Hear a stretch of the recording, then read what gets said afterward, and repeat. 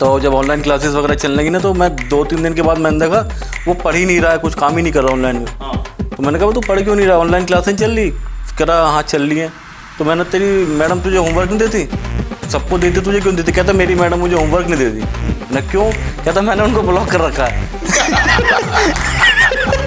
13-14 देशों में कविता पढ़ी हुई। मैंने भाई को फोन किया, मैंने कहा भाई ये 14 देशों में तुमने कविता कैसे पढ़ी है भाई? बोले हाँ मैंने 15 देशों में पढ़ा है भाई ऑनलाइन। और कभी कभी जुड़े डिजिटली और इंटरनेट कनेक्शन चला गया, लाइट चली गई, ऐसा भी हुआ। लेकिन वो जो कैमरा जो था फ्रंट का वो बैक का दब गया और वो मुझसे ही दब गया। और जैसे ही बैक का दबा भैया, मैंने अपना जो कच्चा बनियान और शर्ट जो फैलाया हुआ था वही दिखने लगा। इससे बढ़िया प्रयोग मास्क का कुछ नहीं हो सकता।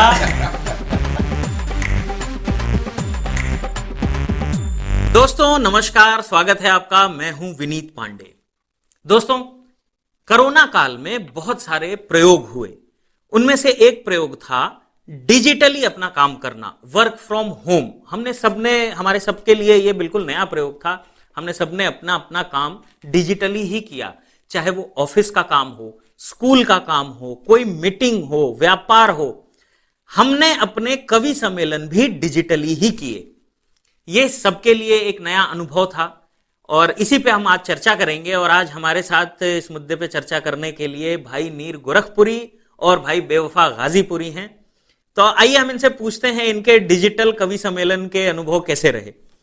तो बेवफा जी, आप टीचर भी हैं, आपने डिजिटली बच्चों को पढ़ाया भी, तो क्या वो जो अनुभव थे आपके पढ़ाने वाले, आपने जब कोई डिजिटल कार्यक्रम, डिजिटल कवि सम्मेलन किया होगा, तो वो अनुभव भी उसमें काम आए क्या? जी बिल्कुल आया भैया जी। जब ये कोरोना आया तो उसमें जब ये आया तो हम अध्यापकों के लिए यह था कि कैसे हम लोग पढ़ाएंगे बच्चों को। तो जूम नया सीखा, गूगल मीट हम लोगों ने नया सीखा। जब पहली बार हम लोग बच्चों को पढ़ाने आए तो बच्चे भी जुड़े। उसके बाद एक घटना मैं बताता हूँ बच्चों का, कि एक बच्चा था तो वो अपना ऐसे तरह लेटा हुआ था और मात्र कच्छा पहना हुआ था और उसका क्लास चल रहा है भैया। और वो बड़ी आराम से ऐसे अपने चारपाई पे और ऐसे पैरों को कर कर ऐसे, और वो ईयरफोन लगाकर ऐसे आराम से सुन रहा है। बेटा आपका क्लास चल रहा है, आपका क्लास चल रहा है। अब बेटा को सुनाई नहीं दे रहा है क्योंकि बेटा के पास नेटवर्क नहीं है, वो आ रहा है और जा रहा है। तो समस्याएं आती थी, तो कभी कभी हास्य की स्थितियां भी उत्पन्न हो जाती थी। नहीं, ये तो आपके पढ़ाने वाला अनुभव, कवि सम्मेलन का अनुभव बताएं। जब मैं पहली बार तो इससे अनुभव सीख लिया कि जब मैंने पहली बार जब मैं जूम पे कवि सम्मेलन जब मैं चल रहा था, तो मेरे दिमाग में वो बातें थी कि उसकी पुनरावृत्ति न किया जाए। तो मैं एकदम मेंटेन होकर अपना आसपास का माहौल खूब अच्छा बनाया ताकि जो नजर आए वो अच्छा आए। और मैं अपनी गजल जो थी भैया, मैं एकदम लय में एकदम सुना रहा हूं, और इत्तेफाक से जो दृश्य वहां हुआ था वही दृश्य यहां भी हो गया। लेकिन वो जो कैमरा जो था फ्रंट का वो बैक का दब गया और वो मुझसे ही दब गया। और जैसे ही बैक का दबा भैया, मैंने अपना जो कच्चा बनियान और शर्ट जो फैलाया हुआ था वही दिखने लगा। तो सबसे ज्यादा जो ताली बजी मेरी गजलों पर ना बज के मेरे चित्रों पर जो होती कच्चा की, उस पर सबसे ज्यादा ताली बजी। ये बहुत अच्छा हुआ भाई कि भाई अब गजलों का तो पता नहीं, लेकिन अंदर तक समझा। गजलों का तो पता नहीं, लेकिन भाई बेवफा गाजीपुरी के कच्चे और बनियान जरूर हिट थे। उन पे कई बार वाह हुई होगी, कई बार वाह हुई भाई। उस कंपनी की जो है वो शेयर वैल्यू, स्टॉक वैल्यू जो कहते हैं, वो बढ़ जाएगी। ऊपर प्रचार कर दिया आपने, तो जो कच्चा की कंपनी है उससे आप रॉयल्टी लीजिए। तो भाई नीर गोरखपुरी, आपके कैसे अनुभव रहे? नहीं, मेरे तो बहुत कमाल के अनुभव रहे विनीत भाई। जैसे कि बताया टीचर है ना, तो मेरा भी बच्चा है अभी 5 साल का। तो जब ऑनलाइन क्लासेस वगैरह चलने लगी ना, तो मैं 2-3 दिन के बाद मैंने देखा वो पढ़ ही नहीं रहा है, कुछ काम ही नहीं कर रहा ऑनलाइन में। तो मैंने कहा तू पढ़ क्यों नहीं रहा, ऑनलाइन क्लासें चल रही? कह रहा हाँ चल रही है। तो मैंने तेरी मैडम तुझे होमवर्क नहीं देती? सबको देती, तुझे क्यों देती? कहता मेरी मैडम मुझे होमवर्क नहीं देती। मैंने क्यों? कहता मैंने उनको ब्लॉक कर रखा है। अच्छा है। तो ये क्लास मतलब ये भी चलना ऑनलाइन, मतलब जबरदस्त है। जैसे कैमरा ना, हर वाइफ का किटी पार्टी वगैरह चल रहा था मीटिंग में, जूम में। तो बच्चे, सबके बच्चे होते ही बच्चे एकदम से आगे से निकला, कैमरा का उसने बटन प्रेस किया। अब वो कैमरा बैक साइड की तरफ से, बैठक के सामने किचन है। अब किचन है, कैमरा पलट गया है, सेल्फी से हट के, सेल्फी मोड से हट के बैक कैमरे पे चला गया। वहां का दृश्य ये है कि मैं बर्तन मांज रहा हूँ। ये बड़ा अच्छा दृश्य है। ये दृश्य ये। और बाद में जब मैं मीटिंग वगैरह देखा, फिर तो जितनी किटी पार्टी में जुड़ी होंगी महिलाएं वो सब तो बहुत हंस रही होंगी। इत्तेफाक वही तो मैं बताना चाह रहा हूँ आपको। दरअसल क्या है, ये सीन दृश्य हुआ।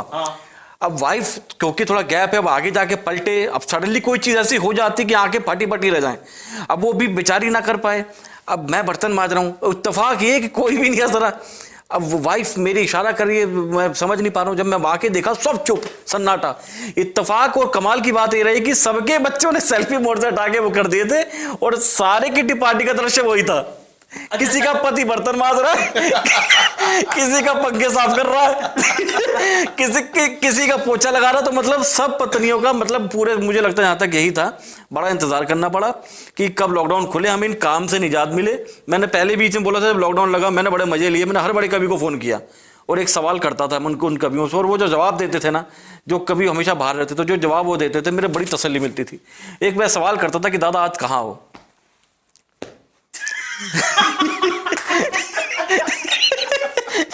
तो जब वो कहते थे आज तो जब वो कहते थे कि बेटा आज कहीं नहीं है, आज भी घर है, आज भी घर है, आज भी घर है, तो यकीन मान उन्हें भाई इतनी खुशी मिलती थी ना। मैं चाहता था कि लॉकडाउन लंबा चले, ये बहुत बाहर रहते थे, अब घर पे रहें। तो ये था। तो वैक्सीन बनी नहीं, बड़ा इंतजार करा। 4 लाइनें उस वक्त निकली थी। मैंने कहा कि कभी जल्दी कर दो भैया, वरना साइंटिस्ट निकाले ना निकाले वैक्सीन, पति निकाल देगा। और मैंने निकाल दी थी वैक्सीन। मैंने इसका करो, घर का माहौल बना रहेगा कि ये समंदर भी तुझसे ही नमकीन है, हो शरारत जो तुझसे तो शालीन है, दूर जाना नहीं तू मुझे छोड़कर, मेरे हर वायरस की ही तू वैक्सीन है। मैंने कहा ये बोलते रहो, बचे रहोगे, घर में लड़ाई झगड़े नहीं रहेंगे, क्योंकि अब तो तुम बाहर भी नहीं निकल सकते लड़के। जबरदस्त। नहीं, सब बड़े अच्छे अनुभव रहे। मैं आपको बताऊं, कई अनुभव तो ऐसे रहे हैं, तो जैसे घर के अंदर के अनुभव थे। गोष्ठी हो रही है और उसमें क्या है कि राष्ट्रीय और अंतर्राष्ट्रीय कवियों के साथ साथ लोकल कवि भी जुड़ जाते हैं भाई। ऑनलाइन का कार्यक्रम हो रहा है, सबको बराबर का मौका। अच्छा, लोकल कवि ने पढ़ना शुरू किया, पढ़ रहा है और उसे ऐसा लग रहा है कि भाई सबको मेरी कविता बहुत पसंद आ रही है, और पढ़े जा रहा है 5 मिनट, 10 मिनट, 15 मिनट, 20 मिनट, पढ़े जा रहा है बिल्कुल। और उधर लोग परेशान हो रहे हैं, अब बंद होगा। फिर उसको लोग फोन कर रहे हैं या मैसेज कर रहे हैं, वो टाइप करते हैं ना नीचे कि भाई जरा संक्षिप्त करें, ये वो करके। उस भाई को वो चलाना ही नहीं आता था। उसने अपने बच्चे से ऑन करवा लिया और अपनी कविता पढ़े जा रहा है। उस भाई ने 40-45 मिनट कविता पढ़ी और उसे ये लग रहा था कि अमेरिका, कनाडा, इंग्लैंड से जुड़े हुए कवि जो है उसको बहुत पसंद कर रहे हैं, और वो अपने लगातार कविता पढ़े जा रहा है। नेटवर्क प्रॉब्लम की वजह से उधर से जो लोग कह रहे हैं कि भाई साहब समय का ध्यान रखें, भाई साहब संक्षिप्त, वो इसको पहुंच ही नहीं रही बात। इसने वो लगाया ही नहीं अपना हेडफोन नीचे रखा और 1 घंटे तक कविता पढ़ रहा है। लेकिन दोस्तों, ये जो एक नया प्रयोग था, सबके लिए एक नया अनुभव था, तो हम देखते हैं कि देश के बड़े कवियों का कैसा अनुभव रहा। तो आइए हम एक बार बात करते हैं अंतर्राष्ट्रीय कवि भाई राजेश चेतन जी से। भैया नमस्कार। नमस्कार। कैसे हैं? बहुत अच्छा है भैया। हम अभी मित्र मंडली यहां बैठी हुई है और हम बात कर रहे हैं डिजिटल कवि सम्मेलन को लेकर के। तो डिजिटल कवि सम्मेलन हम सबके लिए बिल्कुल एक नया प्रयोग था। आपने भी अनुभव किया होगा, तो आप इस प्रयोग को किस प्रकार से देखते हैं? ये प्रयोग नहीं है, मजबूरी है जी। कवि सम्मेलन तो जो ऑफलाइन कह सकते हैं या ऑडिटोरियम में या पंडाल में होता है, वही कवि सम्मेलन है जी। लेकिन महामारी आई और कोई ऑप्शन नहीं था, तो मजबूरी के अंदर ये आरंभ हुआ। लेकिन ये कह सकता हूँ कि आने वाले समय में डिजिटल कवि सम्मेलन भी होंगे और फिजिकल कवि सम्मेलन भी होंगे जी। और मैं इसमें एक बात ये जोड़ना चाहता हूँ कि डिजिटल कवि सम्मेलन का एक लाभ भी हुआ है। लाभ ये हुआ है कि अमेरिका, कनाडा, फ्रांस, जहाँ जहाँ कवि है, हम उसको डिजिटली अपने साथ जोड़ पाए, जो कि फिजिकल कवि सम्मेलन में संभव नहीं था। जी जी। तो भैया अगर ऐसी बात है तो मेरा प्रश्न ये है कि क्या हम डिजिटल कवि सम्मेलन को अब कोरोना काल के बाद कवि सम्मेलनों का एक अभिन्न अंग मान लें? नहीं, बिल्कुल नहीं। कवि सम्मेलन का अंग नहीं हो सकता कभी भी डिजिटल कवि सम्मेलन, लेकिन कभी कभी चर्चा करने में, गोष्ठी करने में, अपने एनआरआई कवियों से संवाद करने के लिए ये एक ऑप्शन के रूप में रहेगा, लेकिन ये कवि सम्मेलन के रूप में कभी भी लोकप्रिय नहीं होगा। जी भैया। अच्छा, एक अंतिम प्रश्न ये भैया कि हम सबने डिजिटल कवि सम्मेलन किए, आपने भी किए होंगे अनेक कार्यक्रम, तो आपके लिए भी ये बिल्कुल नया अनुभव होगा, तो हमारे दर्शकों के लिए आपके कैसे अनुभव रहे इस डिजिटल कवि सम्मेलन के, कुछ साझा कीजिए। जो मेरी पीढ़ी है 50+ के लोग हैं, उनके लिए इंटरनेट की दुनिया उतनी उनके लिए कंफर्टेबल नहीं है, यह तो बात निश्चित रूप से है। जो नई पीढ़ी है उनके लिए तो मोबाइल इंटरनेट की दुनिया बहुत सरल और सहज है, वो उसमें जीते हैं हमेशा। तो हम लोगों के लिए थोड़ा कठिन है, लेकिन तो भी जैसे तैसे करके बच्चों से सीखा, जूम क्या होता है, कैसे कवि सम्मेलन चलाना है, फेसबुक लाइव क्या होता है, बहुत लोग तो सीख गए। लेकिन जो 60-70+ की पीढ़ी है उसके लिए आसान नहीं है करना।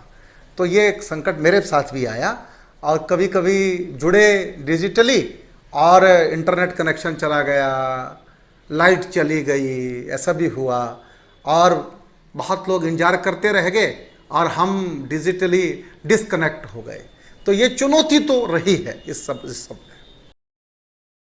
भैया आपने अपना बहुमूल्य समय दिया, अपने विचारों को हमारे दर्शकों के लिए रखा है, इसके लिए आपका बहुत बहुत धन्यवाद, बहुत बहुत आभार। जी, आपका भी धन्यवाद, शुक्रिया।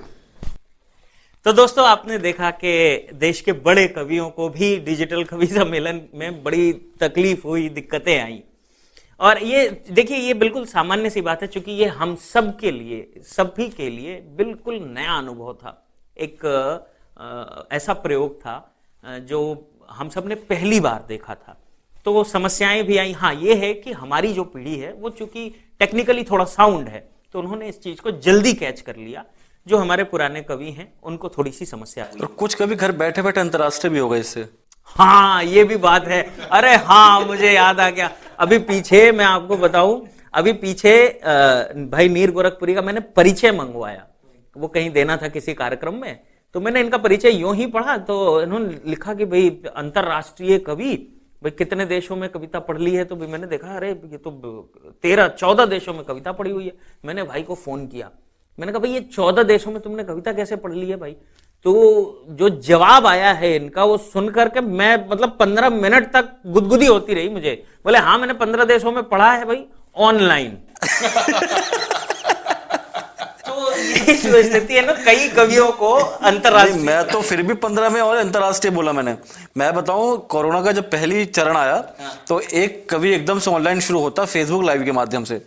वो पहला लाइव होता, दूसरा लाइव होता, वो जब पहले दूसरे लाइव में वो नवोदित है। ओके। 6 महीने के बाद जब हम मेरे पास दोबारा आती है तो मेरे को परिचय देता है, मैं अंतरराष्ट्रीय कवि फला फला। हाँ। मैंने अंतरराष्ट्रीय, तुम तो अभी 2-3 महीने पहले ही तुमने शुरू करा। कहता हाँ वो मेरे कुछ मित्र हैं नेपाल और बर्मा वाले, उनके साथ मैंने ऑनलाइन गोष्ठी कर ली, तो मैं सोच रहा हूँ लगा ले। तो मैं तो फिर भी 15 के साथ मैंने करा, हम लोगों ने तो फिर भी काफी काम कर लिया। तो लोग ऐसे बैठे बैठे नेपाल बर्मा से अंतरराष्ट्रीय हो गए। ये तो खैर चलता रहेगा, लेकिन एक छोटी सी बात ये इसमें हम बीच में ऐड करना ये चाहेंगे कि कोरोना काल में डिजिटल कवि सम्मेलन कई लोगों ने नई कविताएं भी लिखी, और उनका भी एक बार ट्राई करके उनको देखा कि वो चल रही है कि नहीं चल रही है। तो अगर आप लोगों ने भी कोई ऐसी नई रचना की हो या ऐसी कोई कविता जो डिजिटली बड़ी पॉपुलर हुई हो।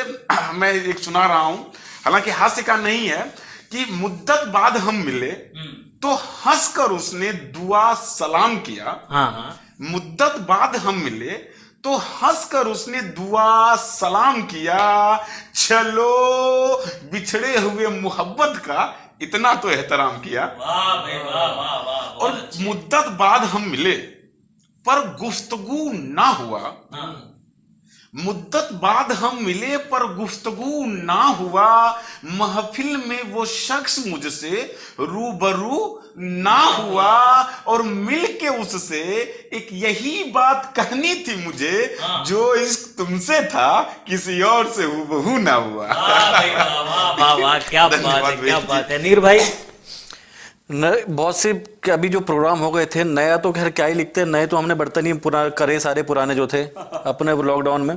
कुछ कविताएं, क्योंकि डिजिटल अभी हम ऐसी पीढ़ी में हैं जो हम पुराने भी नहीं है और नए भी नहीं है, हम बीच के हैं, तो हमें पुरानी चीज़ें भी पता है, नई भी पता है। तो जो कवि सम्मेलन हम कर गए थे, उनकी कुछ चीज़ें हम लोगों ने इंटरनेट के थ्रू डाली और वो अच्छी वायरल हुई। कुछ चीज़ें बनी नहीं। एक मुझे अभी टिकटॉक में मेरा एक, अगर आप मेरी फेसबुक टाइमलाइन पे जाएंगे, उस पर लिखा हुआ इंट्रोडक्शन में सबसे ऊपर ही, वो टिकटॉक पे बहुत ज़बरदस्त वायरल हुआ। बड़े बड़े सेलिब्रिटीज़ ने अब उस पर डाला, और मैंने फिर जब उनको कोट किया कि मैंने ये मेरा वो कर रहे हैं, उन्होंने फिर सॉरी के साथ वो करा। बड़ा भयंकर टिकटॉक पे, क्योंकि पहले चैनल में टिकटॉक था, शेर, वो शेर भी नहीं था, वो थॉट भी नहीं, बस ऐसे थॉट था बस वो, कि संभल कर करो लोगों से बुराई मेरी। आपके पास बहुत अलग अलग तरीके से बहुत अलग अलग लोगों ने दिया होगा ये, कि संभल कर करो लोगों से बुराई मेरी, तुम्हारे तमाम अपने मेरे मुरीद हैं। वाह वाह वाह वाह वाह वाह वाह वाह, क्या बात है। और औकात कुछ न थी उसकी मेरे आगे, मगर दो शब्द इज्जत में क्या कहे हम छोटे हो गए। छोटे हो गए, वाह क्या बात। ये कुछ नहीं था, लेकिन टिकटॉक में क्या है, वो अलग ही ट्रेंड है। हम प्रॉपर शायरी करके, ये बहर में भी नहीं हो सकता है, लेकिन टिकटॉक का जो नज़रिया है वो लोग बनाकर, जो यंगस्टर्स हैं, मैं देखता हूं कि एक टाइमलाइन पे ये जो पहला शेर है, संभल कर करो लोगों से बुराई, ये शेर भी नहीं कहूंगा इसको मैं, जो थॉट था, ये एक यूजर के पे 5 मिलियन है, एक पे 3 मिलियन जा रहा है। मतलब खुशी ये है कि चलो जिसका है उसका ना होकर जो बट रहा है, ये अंतरात्मा से सुकून होता है, चलो कोई तो कहीं तो काम आ रहा है, चीजें दबी नहीं। अब आई बात हादसे की, एक मैंने कोरोना पे एक्ट तैयार किया कि मुलायम सिंह कोरोना की तारीफ कर रहे हैं, कोरोना की तारीफ कर रहे हैं। अच्छा। क्योंकि वो कुछ भी कर सकते हैं, क्योंकि मैं जो, एक तो उनका अंदाज बड़ा जबरदस्त है, उनका अंदाज ऐसा है कि आपको समझने के लिए कितना प्रयास करना पड़ेगा, या आपको खुद कई बार प्रयास करना पड़ेगा, कुछ अंदाजा नहीं है। यानी मुझे एक बात इसमें याद आ गई, हमारे वरिष्ठ कवि हैं वेद प्रकाश वेद जी, वो एक बात कहते हैं, मतलब लोग कहते हैं ना कि भाई मुलायम सिंह जी आपकी बात कार्यकर्ताओं तक नहीं पहुंच पाती, वो नहीं समझते हैं, तो हमारे वेद प्रकाश वेद जी हैं, वो एक पंक्ति कहते हैं कि मुलायम सिंह जी अपनी आवाज खुद रिकॉर्ड करके एक बार उसको समझ के बताओ। हाँ। अखिलेश से पूछते हैं कि आपके पिताजी ने क्या कहा बताइए, तो अखिलेश जी खुद कहते हैं कि उन्होंने जो कहा ठीक कहा।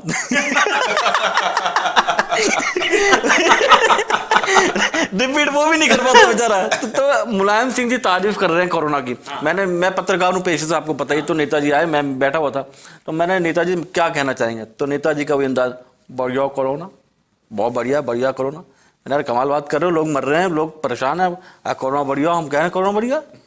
मैंने कैसे बताओ, कहते हो कोरोना का फायदा हम तुम्हें बताएं। पहला कोरोना का फायदा ये है कि अब देखो हर तरफ आदमी मास्क लगाओ फिर रहो, वो डॉक्टर वाले मास्क हर आदमी लगाओ फिर रहो। एकदम से 3 महीना हमारे देश की साक्षरता जो दर है वो 100% हो गई। मैंने मास्क लगाने से साक्षरता दिवस 100% हो गई, मतलब समझा नहीं मैं। कहता हर आदमी डॉक्टर बनो फिर रहो है। ऐसा लग रहा पूरे देश के आबादी ऑपरेशन थिएटर से बाहर निकली है, हर आदमी MBBS होगा मास्क लगा के। मैंने अच्छा, उन्हें दूसरा फायदा, कहता दूसरा फायदा ये है कि हम एकदम से त्रेता युग में आ गए। मैंने कोरोना से त्रेता युग का क्या लेना देना, कहता वो देखें तुमने कोरोना के मास्क चल रहे हैं चोंच वाले। अच्छा। मैंने हाँ, तो सगरे आदमी मुझे ऐसे लग रहे थे जटायु बने फिर रहे। हम त्रेता युग में आ गए। मैंने अच्छा, और कहता तीसरा फायदा ये है कि माँ बाप के बगल से बॉयफ्रेंड गर्लफ्रेंड निकल जाना हमें पता ही ना चल रहा है। तो नेताजी का अलग ही अंदाज है कोरोना का, ये सब हिसाब किताब है कोरोना का। नहीं, ये बड़ी अच्छी बात इन्होंने कही, कोरोना में मास्क का बड़ा इस्तेमाल हुआ, लेकिन अब क्या है, कोरोना की लहर शांत हो गई है, कम हो गई है। जब कोरोना की ये लहर चल रही थी तो लोगों ने खूब सारे मास्क खरीद के घर में रख लिए थे, अब ये लहर हो गई कम, तो अब इन मास्क का उपयोग क्या कर रहे हैं लोग, यही खास आज हमारे पिक्चर कॉर्नर में है। तो आइए हम देखते हैं कि ऐसे बड़े हास्यास्पद हमको ऐसी तस्वीरें मिली हैं जिसमें मास्क के अलग अलग प्रयोग हमको दिखाई दिए हैं। आइए देखते हैं हम अपनी तस्वीरें। ये देखिए, ये मास्क का क्या बढ़िया इस्तेमाल किया गया है, फर्रे बनाए गए हैं उसमें। ये मास्क का सबसे बढ़िया उदाहरण है कि उसमें दो तरफ से लटका दिया गया और उसमें जो है वो बैठा हुआ है, बहुत बढ़िया। अच्छा, जानवरों को पालने का वो बना, जो झूला झूला बना लिया। कुछ ओज कभी भी झूल सकते हैं, उनका शारीरिक जो ओज कभी होता है कमजोरी होता है। ये नया प्रचलन में चल रहा है, फैशन डिजाइनिंग वाला। मतलब ये है कि भाई जितने लोगों के घर में रिश्तेदारी में घूम आओ और जितने मास्क बचे हैं उनको ला करके और अपनी एक ड्रेस बना लो। ड्रेस इससे ये भी कि एक मास्क आपको कोरोना होने से बचाता है, आप एक व्यक्ति को एक मास्क कोरोना से बचाता है। इसने पूरे क्षेत्र को कोरोना मुक्त कर दिया होगा। अच्छा, इस प्रयोग को तो भाई या तो कोई बड़ा नोबेल पुरस्कार मिलना चाहिए या कोई ऐसी चीज मिलनी चाहिए, मतलब जो कम से कम उस नोबेल पुरस्कार के बराबरी की हो। और कुछ नहीं मिला यार, चाय छानने लगे। इसने एक तीर से दो शिकार करे हैं। हाँ, क्योंकि कहते हैं कि कोरोना का वायरस जो हीट होती है उससे मर जाता है। इसने दो फायदे करे हैं, एक तो कोरोना का जो वायरस है वो भी मारा है, हाँ। चाय भी साफ करी है, और इसको खाली सिंपल सुखा के रख भी सकता है, इसको वॉश करने की जरूरत नहीं है। ये अच्छा है भाई, ये बढ़िया है। या लोगों ने उसको मोजा की जरूरत हद नहीं है। मतलब ये इसको कहते हैं फेस मास्क है। क्रिएटिविटी देखिए ये आप। क्रिएटिविटी। ये क्रिएटिविटी का बहुत बढ़िया उदाहरण है। अगर मोजा नहीं है, अगर वो उसको फेंकने से अच्छा है कि उसको हमने मोजा बना लिया, उसको हमने चल दिया, और तो ये अच्छा, ये नहीं, क्रिएटिविटी। इसने सोचा है कि जो मुंह के जुराब को हम पैर में क्यों नहीं इस्तेमाल कर सकते। अच्छा, ये गमले बना रखे हैं भाई साहब, मतलब ऑप्टिमम यूज जिसको हम कह सकते हैं ना, रीयूज, ये उसका एक बहुत सशक्त उदाहरण है। ये और ले लो, मतलब यार तुम मास्क को कहां कहां पहनोगे। नहीं, ये देख के विनीत भाई मुझे लगता है कुछ ज्यादा अचंभा होने की जरूरत नहीं है। हम उस देश से आते हैं जहां जींस फट जाते हैं तो हम उसका कच्चा बना लेते हैं, जब वो भी फट जाता है तो हम उसका पोचा बना लेते हैं। तो हम ऑलरेडी उस वहां से आते हैं कि हमें चीजों का प्रयोग करना आता है, कि हम कहाँ का प्रयोग करते हैं। मैक्सिमम प्रयोग करना आता है। वाह, ये क्या, ये तो बढ़िया। नीर भाई बता पाएंगे ये घर में सजाने का कुछ है या ईयर टॉप है, ये कान में पहनने का कुछ है? अगर इसको जूम करके देखोगे तब तो ये इंटीरियर लग रहा है कुछ। हाँ, अगर ये छोटा है तो कान में भी पहन सकते हैं। ये अच्छा है यार, कई प्रयोग हो रहे हैं। हाँ, कई प्रयोग हैं। वाह, वाह, इससे बढ़िया प्रयोग कुछ नहीं मास्क का कुछ नहीं हो सकता है। नहीं, ये एक इंस्ट्रूमेंट बन गया है। विश्व का सर्वाधिक प्रयोग होने वाला इसने इक्विपमेंट बनाया है। हम इसको खोज की कैटेगरी में रख सकते हैं। और जिसने इसका आविष्कार किया तो उसको तो सम्मानित करना ही चाहिए। हमारे आसपास वैसे भी चार्जर में कुछ रहता नहीं है, मास्क को बनाया और उसको अपना मोबाइल रख दिया, बहुत अच्छा स्टैंड का भी काम कर दिया। नहीं, मैं इसका इस्तेमाल किया करूंगा। हाँ, अब आज से मैं भी करूंगा। तो आपने देखा पिक्चर कॉर्नर में हमने मास्क के जो विभिन्न प्रयोग हैं, मतलब चेहरे पे लगाने के अलावा। लेकिन ये गलत किया विनीत भाई आपने, इतने प्रयोग बता दिए ना, मास्क जो सस्ते हो तो दोबारा महंगे हो जाएंगे। वो कंपनियां रेट बढ़ा देंगी अब यही मास्क डबल रेट में भी क्या करेंगे। अब मार्केट वाले, मेडिकल स्टोर वाले मार्केटिंग करेंगे, ऐसे देख सकते हैं, इसको ऐसे भी कर सकते हैं, इसको ऐसे भी कर सकते हैं, ऐसे भी। अब मेडिकल स्टोर वाले इसका प्रयोग बताएंगे। ये गलत किया आपने। क्या बात है, बहुत ही अच्छा शानदार एपिसोड हमारा रहा। आपको हमारा ये कार्यक्रम कैसा लगा हमें लाइक और कमेंट करके जरूर बताएं। और आज आपके लिए ये एक विषय है, ये एक टॉपिक है, चीजों का दोबारा इस्तेमाल करना। इस टॉपिक पे अगर आपके पास कोई रचना है, कोई शेर है, कोई भी कविता है, आप हमको रिकॉर्ड करके भेजें, हम अगले एपिसोड में उसे जरूर दिखाएंगे। और अपनी एक छोटी सी रचना के साथ आज आपसे हम विदा लेते हैं। एक गजल के कुछ शेर आपके सामने रखता हूं कि बड़ी सी फिक्र बच्चों की हंसी से हार जाती है, बड़ी सी फिक्र बच्चों की हंसी से हार जाती है, कभी शब जुगनुओं की रोशनी से हार जाती है, और नतीजा ही अजब होता है जंगे जिंदगी का भी, नतीजा ही अजब होता है जंगे जिंदगी का भी, अना अक्सर यहां पर मुफलिसी से हार जाती है, अना अक्सर यहां पर मुफलिसी से हार जाती है, और बड़ी दीदी हमारी एक हंसी के वास्ते हमसे हमेशा खेल में खुद ही खुशी से हार जाती है, और हवेली, खेत, रुपया, जायदादें बाप दादा की। हवेली, खेत, रुपया, जायदादें बाप दादा की, ये सब दौलत फकत 2 गज जमीन से हार जाती है और मैं अपनी जिद के बूते ही हमेशा जीतता हूं पर मैं अपनी जिद के बूते ही हमेशा जीतता हूं पर मेरी जिद भी उन आंखों की नमी से हार जाती है। तो दोस्तों, मिलते हैं अगले एपिसोड में फिर किसी नए विषय के साथ, फिर किसी नए पिक्चर कॉर्नर के साथ। तब तक लेते हैं विदा। बहुत बहुत शुक्रिया।